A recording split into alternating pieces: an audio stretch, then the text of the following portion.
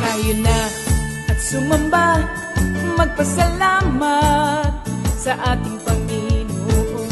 Tayo na't kumanta, sumayaw sa saliw ng tugtugan, kay inang pagmasdan ang nagkakaisa at sama-sama magkakapatid.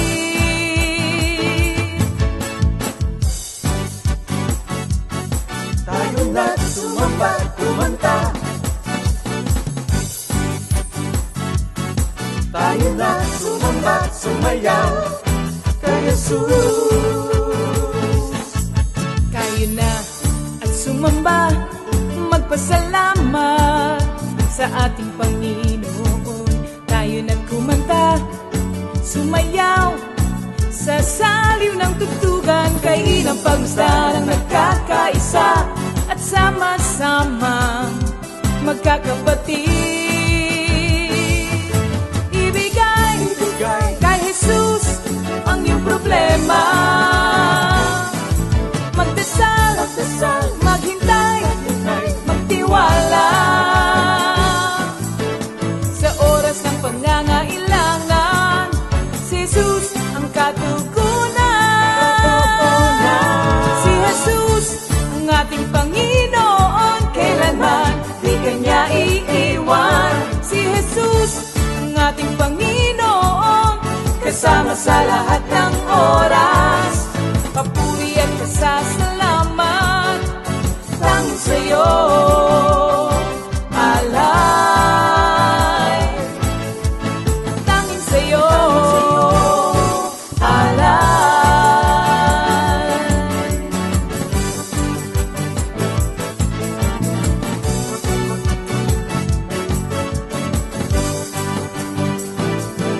Si Jesus ang ating Panginoon, kailanman di kanya iiwan. Si Jesus ang ating Panginoon, kasama sa lahat ng oras. Si Jesus ang ating Panginoon, kailanman di kanya iiwan. Si Jesus ang ating Panginoon, kasama sa lahat ng oras.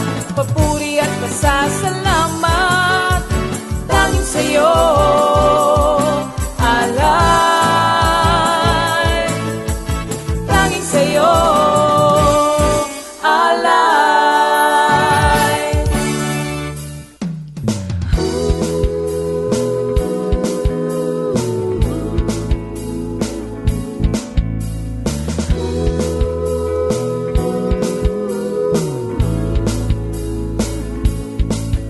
Pinagpalang buhay ang kaloob ng Diyos sa lahat ng tao. May takot sa Kanya. Pinagpalang buhay ang kaloob ng Diyos sa lahat ng tao. Nagtitiwala. Praise the Lord. Hallelujah. Glory to God. Amen. Welcome once again to our midweek Bible study. Kamusta na po mga kapatid? North, East, West, South. At sa lahat ng mga kapatirang patuloy na sumusubaybay sa ating GMJ, Bible study, fellowship, kamusta po tayong lahat? A blessed day sa ating lahat. Ano ha? So mga kapatid, patuloy tayo magpuri at magpasalamat sa ating dakilang Diyos sa pagkakataon na lagi tayong pinagkakalooban upang makarinig ng kanyang magandang balita. Hindi lang magandang balita, kundi mabuting balita. But before anything else, tayo po ay manalangin. Hallelujah. Thank you, Lord. Dakilang Ama sa langit, maraming salamat po muli sa gabing ito na pinagkaloob mo sa amin, kung saan ang iyong salita mo na naman ay mahahayag ang kadakilaan mo at mararanasan na naman namin ang kapangyarihan ng iyong mga banal na salita.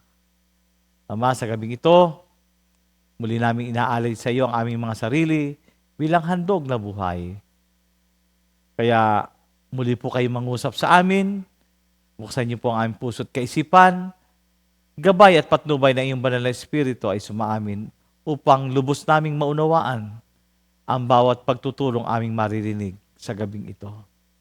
Father God, we ask for your double portion of your anointing be upon the worship team, the band, and most especially the minister that you're gonna use to share your word, Father God. May your name be glorified tonight, and we bring you back the highest praise, glory, and honor. In Jesus' name we pray.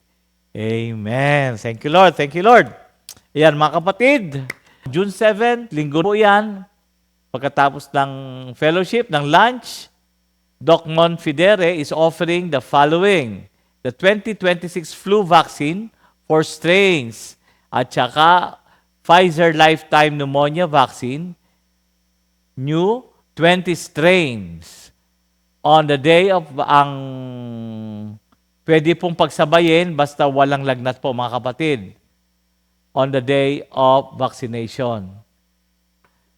Deadline of confirmation is on June 4, 2026. At yan, bukas na po yan mga kapatid. Ang payment po ay on the day of vaccination. Yan. Payment po is on the vaccination day. And kindly coordinate with Sister Jam Mercado via Facebook Messenger. Yan. Thank you, Lord. Ayan. Of course, hindi natin makakalimutan ang mga kapatid natin nagse-celebrate ng kanilang special day. Today, June 3, 2026. Happy birthday, Sister Sally Garcia, Sister Jen, si sister-in-law, Jen Pangilinan, na kasalukuyang nasa Canada.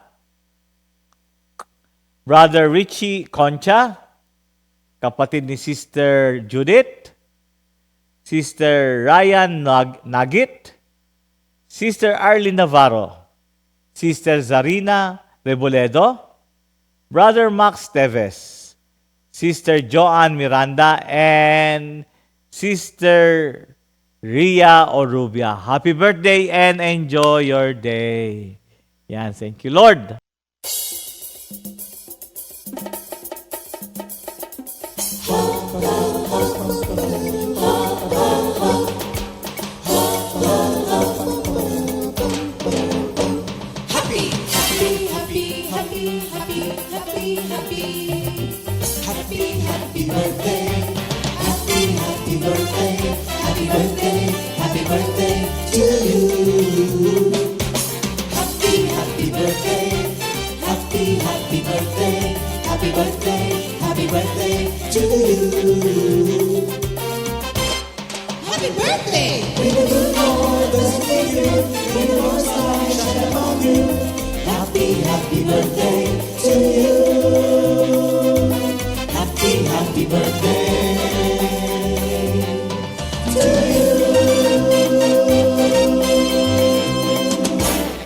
Okay. Happy birthday once again, brothers and sisters, and enjoy your day.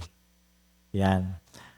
Okay. Thank you, Lord. Thank you, Jesus. Okay, let's prepare ourselves, mga kapatid. Tawagin na natin ating mga kasama sa bahay para sabay-sabay tayong tumalon, sumayaw, magpuri, taas ang kamay, magpuri sa ating dakilang Diyos Ama sa langit. So tonight, let's welcome the praise and worship team. Oh, hallelujah, hallelujah. Thank you, Lord Jesus, for another day para po tayo ay makaawit, sumamba at magbigay ng papuri at parangal sa ating Panginoon. Hallelujah, hallelujah. Thank you, Jesus. Revelations 19:16 and Revelations 1:8. Let all Comfy family proclaim. He is the King of Kings, the Lord of Lords, the Alpha and the Omega, the beginning and the end, who is, who was, and is to come, Jesus! Brothers and sisters, what is your holy aspiration? To know Him more, to love Him more, and to serve Him more. And let our prayer be Psalms 19 verse 14. Let the words of my mouth and the meditation of my heart be acceptable in your sight, O Lord, my strength and my Redeemer. Hallelujah, hallelujah. Awit tayo sa Panginoon, mga kapatid. Hallelujah. Araw-araw, ikaw ang nasa puso ko. Hallelujah. Let's sing the song.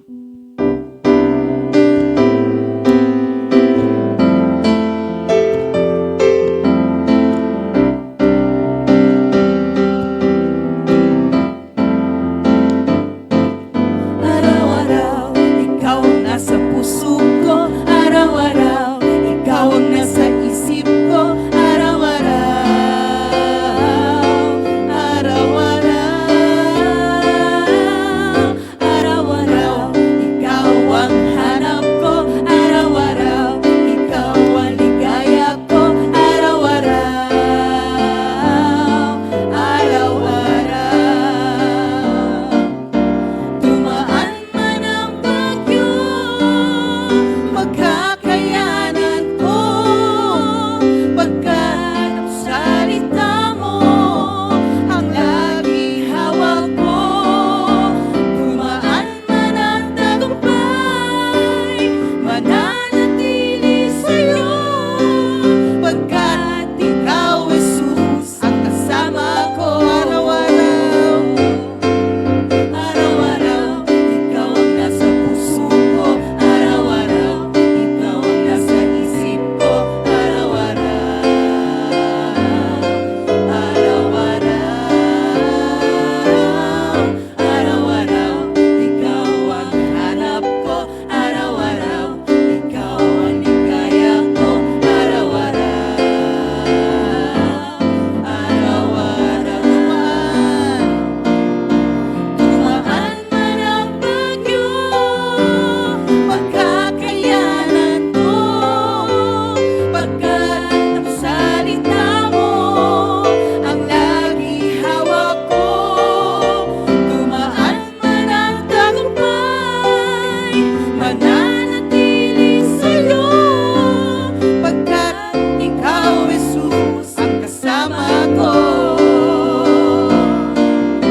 Anumang panahon o pagkakataon, ako'y mananatili sa'yo, Panginoon. Anumang panahon o pagkakataon, ako'y mananatili sa piling mo. O Panginoon, kay buti mo sa amin, buhay mo ay inialay, upang kami ay maligtas. Walang ibang pangalang ibinigay, sa langit man o sa lupa, kundi pangalang Jesus, na aming tagapagligtas. Kaya purihin natin si Jesus,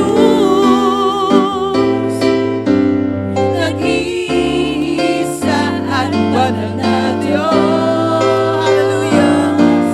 Kaya purihin natin si Jesus, nag-iisa at banal na Diyos. Sino man sa Kanya'y lumapit, Sino man sa Kanya'y lumapit, kailan may di niya tatanggihan.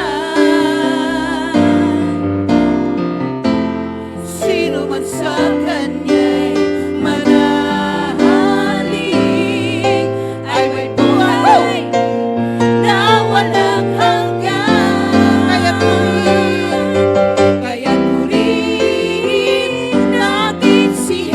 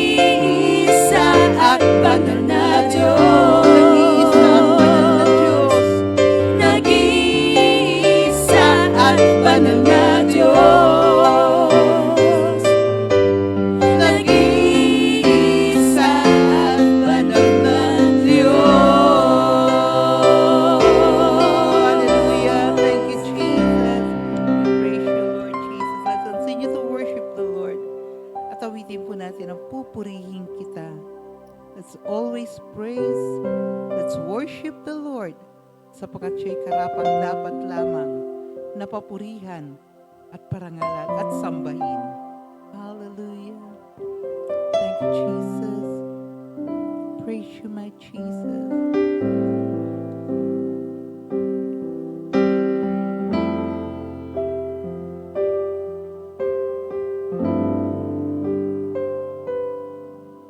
Pupurihin kita ng buong puso ko, ng buong lakas at kaluluwa ko. Itataasan banal na ngalan mo, ngayon at magpakailan pa man. Ihayag ko kabutihan mo, Jesus.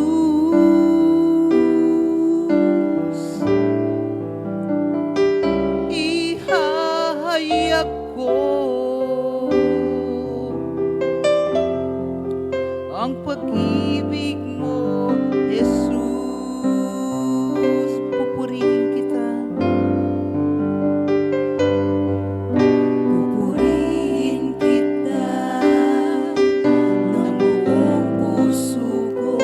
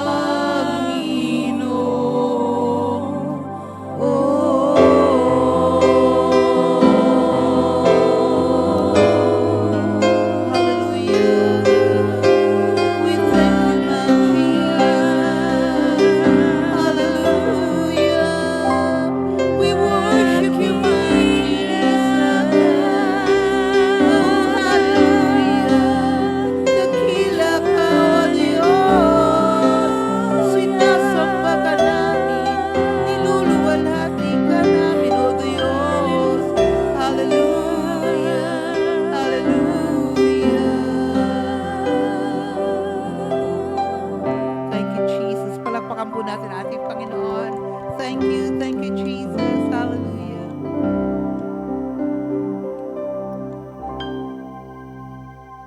Glory, glory, glory, hallelujah. Thank you, Lord. Thank you, Jesus. Glory to God. Music ministry, salamat sa Diyos. Hallelujah. God bless mga kapatid. Okay. Last week po, Minister Jonathan Bartolome discussed the other part of chapter 3.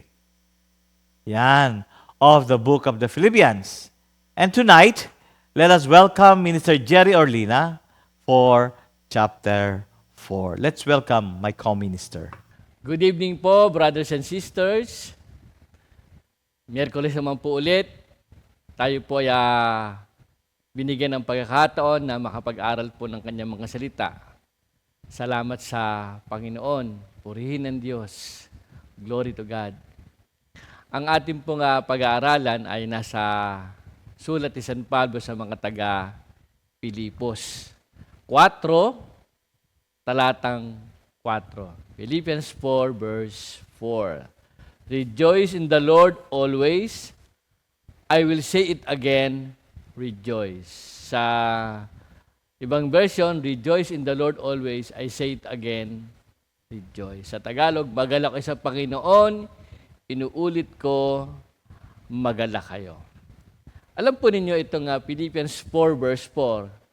It's a famous Bible verse where the Apostle Paul encourages believers to maintain a joyful spirit.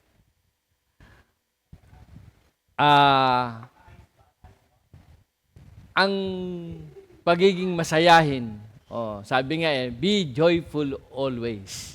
Rejoice in the Lord always. One of the fruit of the Holy Spirit.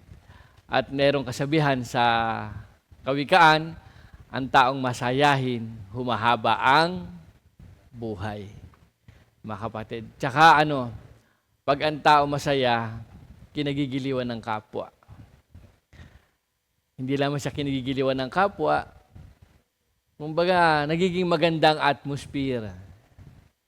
Nakaka-good influence ang isang tao sa kanyang kapwa kapag lagi po siyang masaya. Hindi dahil kasi nga nung kanyang kasiyahan, ito'y base sa kanyang relasyon sa Diyos. Hindi po base sa material na bagay, sa financial. Thank you Lord po lahat sa mga blessing na yan.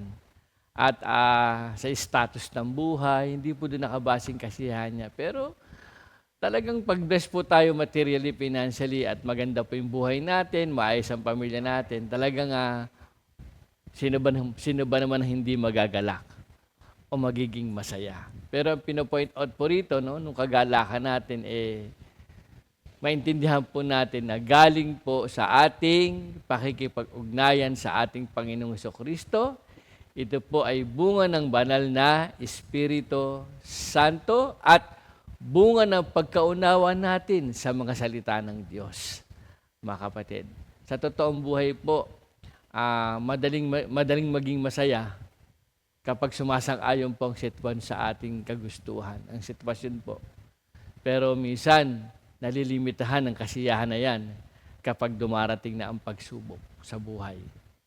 Napipigilan na tayo maging masaya. Alam niyo ba, mga kapatid, ito pong sulat ni San Pablo, kaya dito sa Church of Philippi, ito po yung pinaka-context po niyan. The context of the verse, ito Philippians 4 verse 4. Paul wrote the book of Philippians while in prison. Siya po yung nakakulong ng sulatan niya ang mga Church of Philippi. While in prison, chained to Roman guards, and facing the possibility of execution. Despite his harrowing circumstances, he consistently demonstrated deep inner peace by repeating the command to rejoice. He reminds believers that true joy is an active choice of faith that transcends hardship.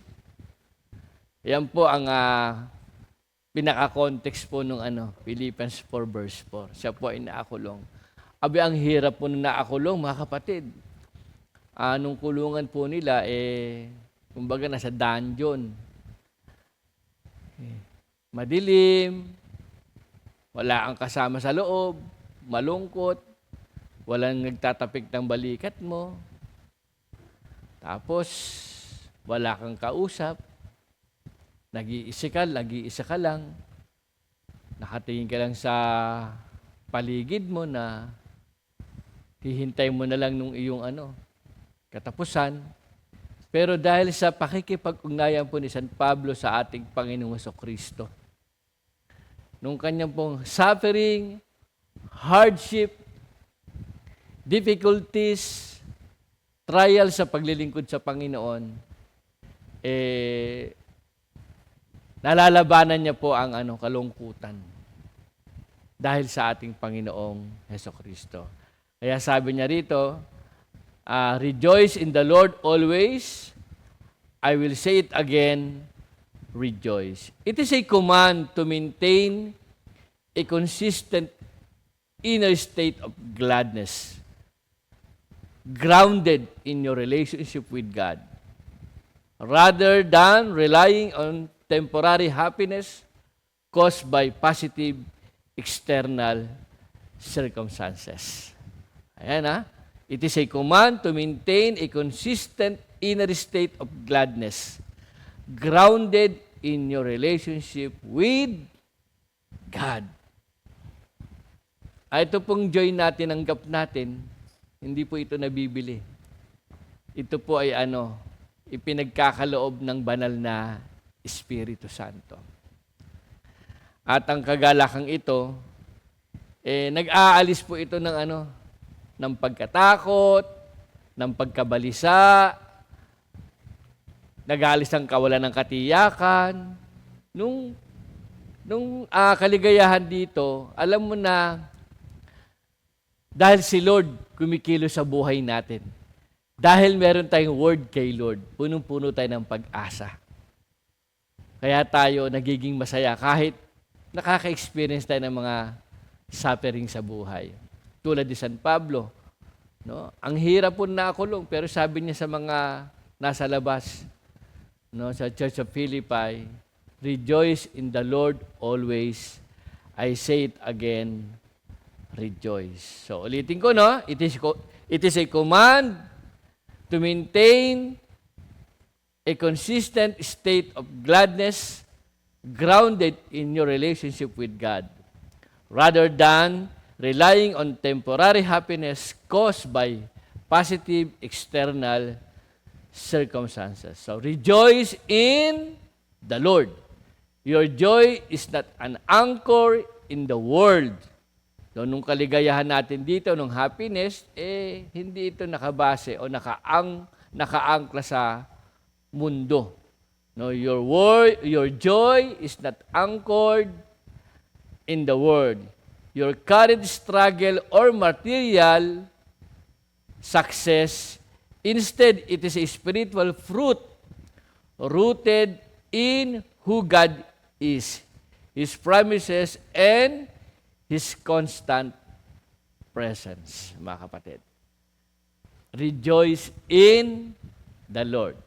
Sabi nga Psalm 37, seek your happiness in the Lord, and He will give you your heart's desire.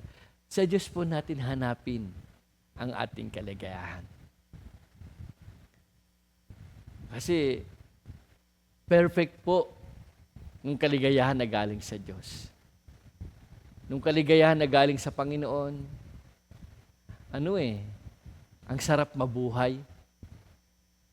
Nung kaligayahan na galing sa Panginoon, lumalakad ka, nakasama natin ang Panginoon. Aware tayo sa presence ni Lord, kaya tayo masaya. Sa pagiging masaya natin, dahil sa ating pakikipag-ugnayan sa Diyos, Thank you, Lord, no? Nagiging maingat tayo sa pamumuhay. Sa pagsasalita, sa paggawa, sa pakikipagkapwa-tao. Nagiging maingat po tayo. Kasi nga nag-i-intervene si Lord sa atin.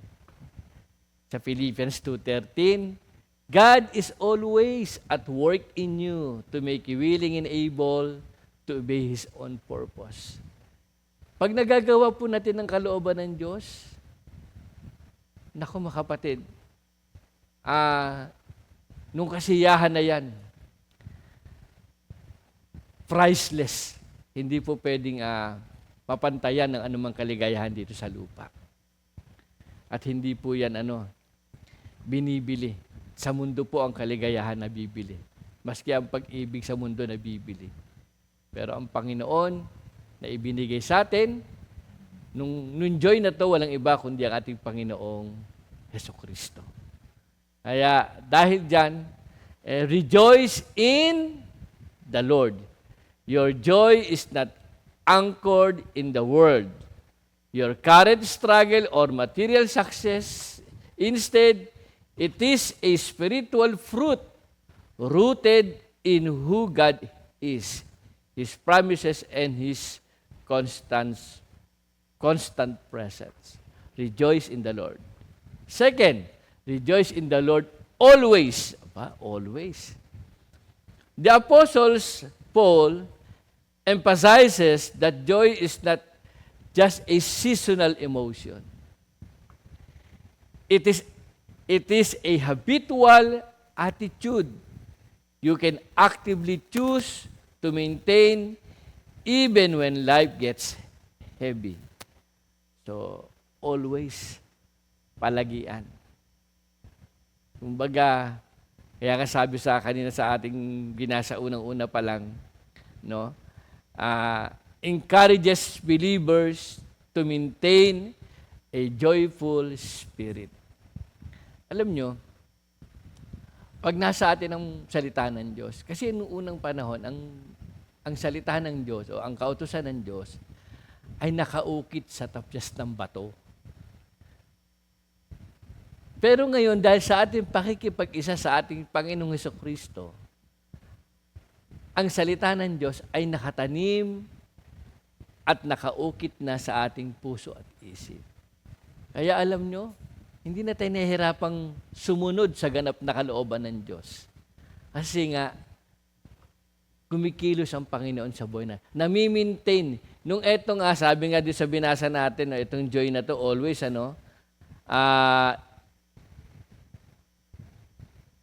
the Apostle Paul emphasizes that joy is not just a seasonal emotion. Kasi minsan, meron nagnanakaw ng kaligayahan natin. Bad news.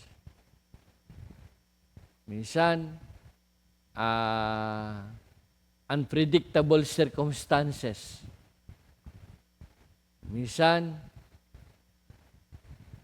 nung nangyayari sa kapaligiran natin, minsan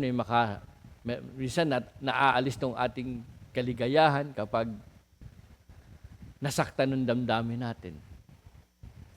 Sabi nga rito, the joy is not just a seasonal emotion. It is a habitual attitude you can actively choose to maintain even when life gets heavy. Kahit minsan ang puso ko'y sumasaya, sumisinta kapag kasama ko kayo. Kasi nga sa atin si Lord, nandoon nung alam niyo yung katagang walang masamang tinapay doon sa taong yan. May kasabihan na ganun Pero ang totoo niyan, sa biblical principle, sabi nga ang salita ng Diyos ang dahilan kung bakit tayo nagiging masaya in spite of challenges sa buhay. Kasi alam nyo, alam natin perfect si Lord. Alam natin hindi siya magkakamali. Alam natin na maganda ang plano niya sa atin. Prosperity, long life, At alam din natin na makapangyarihan ng Diyos. Alam din natin walang imposible sa Diyos. Walang mahirap sa Panginoon. No, God is in full control. Kapag nauunawaan po natin yan, yan po ang mga pangako ng Diyos o salita ng Diyos, mismo ang Panginoong Yesus ay nasa atin. Kaya tayo nagiging masaya, mga kapatid. Kaya always palagian, habitual, consistent, spontaneous, tuloy-tuloy po yan. Nag-work ang Holy Spirit sa atin. Kaya nga, rejoice in the Lord always. Again, I will say, rejoice. Paul repeats himself to signal the absolute importance and urgency of this mindset. Yan. Again, I will say, rejoice.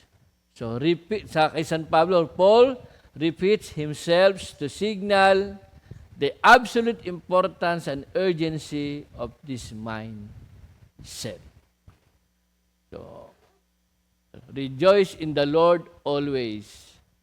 Again, I will say, rejoice. So, dapat, kumbaga, nasa mindset na natin yan, mga kapatid.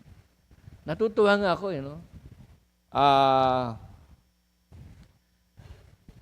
may mga mahirap gawin talaga ang isang Kristiyano. Pero dahil sa grasa ng Diyos, dahil sa power ng Holy Spirit, nakaangiti silang nagagawa nila for the glory of God. Kaya ito po, how to apply it today. Paano natin ito ma-apply sa buhay natin?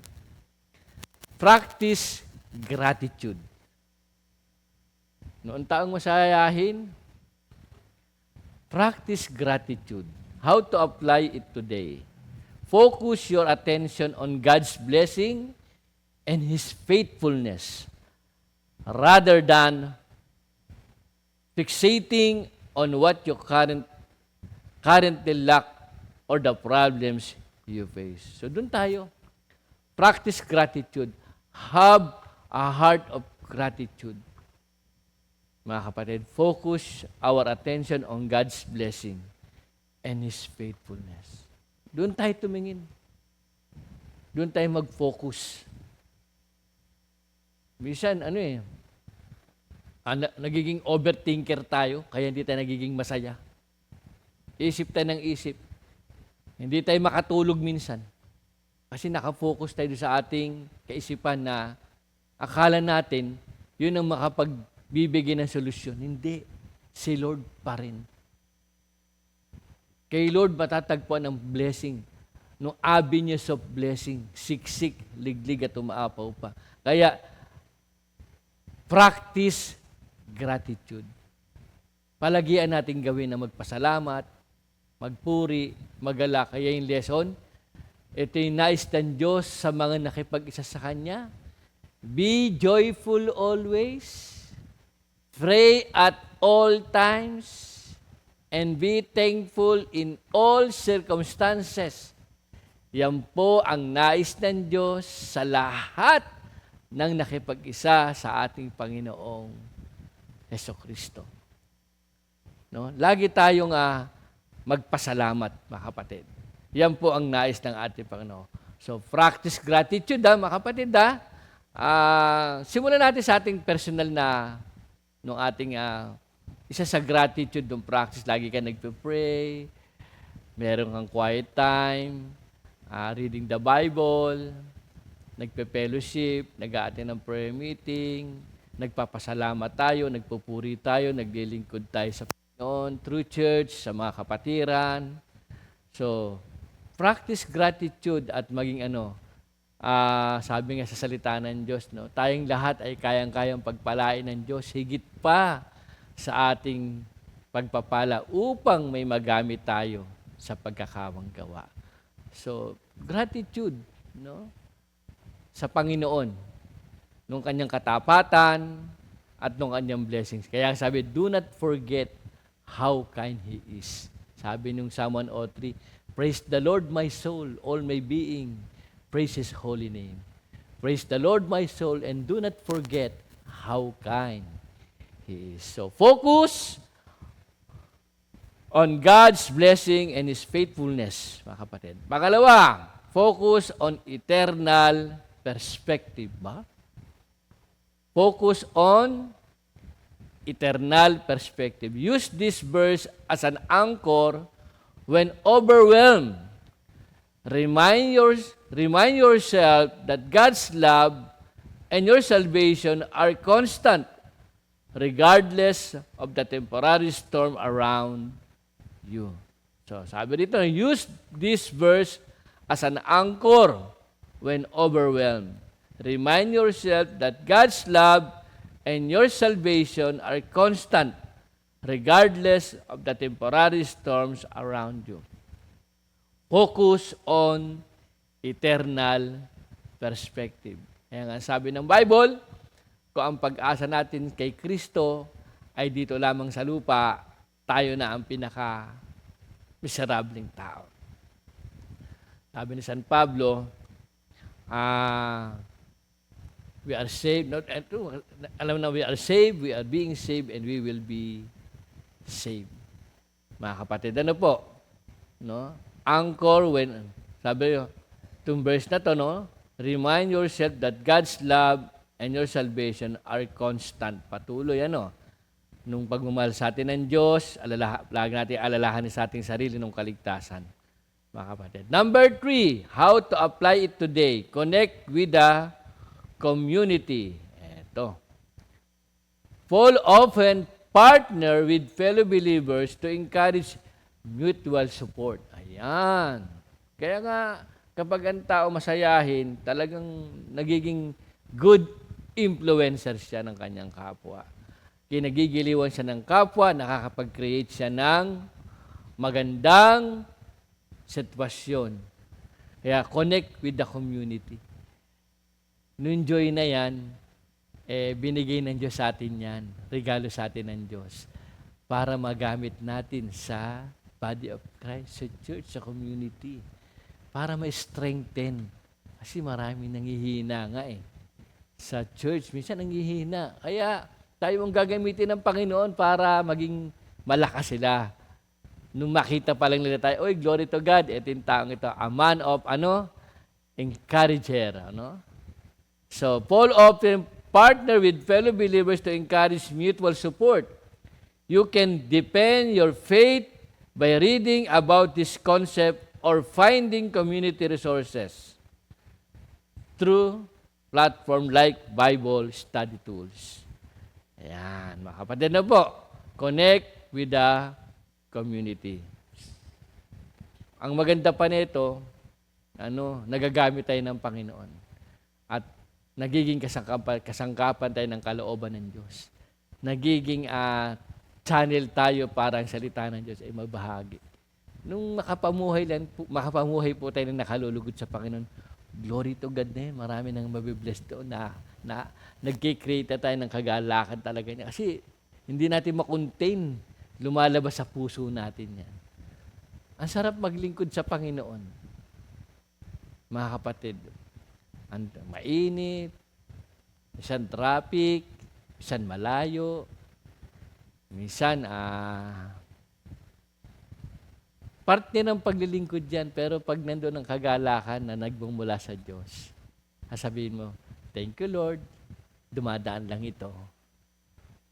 Subject pa naman tayo sa mga pagsubok, pero sasabihin mo kay Lord, may magandang gagawin si Lord dito. O ba? Yan ang taong nakatanggap ng kagalakan mula sa Panginoon.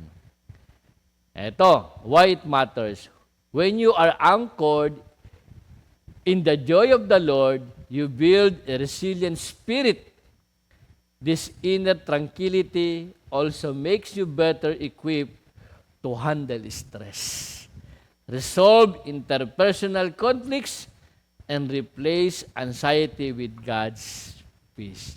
Ng Philippians 4:8, di ba? Fill your minds. Tsaka yung Philippians, basahin ko lang po sandali. Tingnan nyo, pag tayo nagagalak talaga sa Panginoon. Ng Philippians 4:7 and 8.